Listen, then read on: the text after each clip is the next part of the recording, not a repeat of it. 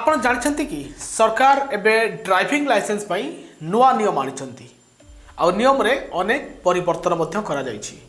ଆପଣ ଜାଣିଛନ୍ତି ଯେ ବର୍ତ୍ତମାନ ପଲ୍ୟୁସନ୍ ସାର୍ଟିଫିକେଟ୍କୁ ନେଇ ଗୋଟିଏ ପରେ ଗୋଟିଏ ଦ୍ୱନ୍ଦ୍ୱ ସୃଷ୍ଟି ହେଉଛି ଆଉ ସରକାର ଭିନ୍ନ ସମୟରେ ଭିନ୍ନ ଭିନ୍ନ କଥା କହୁଛନ୍ତି ଏବଂ ସମୟ ମଧ୍ୟ ଗଡ଼ୁଛି।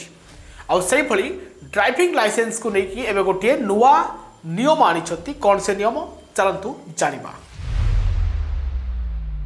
ड्राइविंग बेले नियम भांगिले लाइसेंस रद्द बढ़िबो इंश्योरेंस खर्च।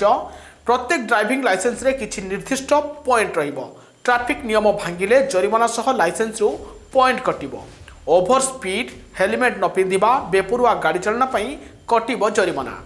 लाइसेंस रद्द होई पारे किंबा पुणी थरे ड्राइविंग टेस्ट देबाकू पड़ी पारे।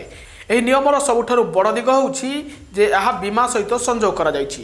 ନିୟମ ଭାଙ୍ଗିଲେ ଓ ପେନାଲ୍ଟି ପଏଣ୍ଟ ଅଧିକ ରହିଲେ ବେପରୁଆ ଚାଳକ ଘୋଷିତ ହୋଇପାରନ୍ତି। ବୀମା କମ୍ପାନୀଗୁଡ଼ିକ ଆପଣଙ୍କୁ ବେପରୁଆ ଗାଡ଼ି ଚାଳକ ଭାବରେ ଗଣିପାରନ୍ତି। ଏପରିକି ଆପଣଙ୍କୁ ଅଧିକ ମଧ୍ୟ ପ୍ରିମିୟମ୍ ଦେବାକୁ ପଡ଼ିପାରେ। ଏଭଳି କିଛି ନିୟମ ଆସିଛି। ନୂଆ ଗାଡ଼ି ଚାଳକମାନେ ବା ଯେଉଁମାନେ ଗାଡ଼ି ଚାଳନା କରୁଛନ୍ତି ସେମାନେ ସତର୍କ ହୁଅନ୍ତୁ।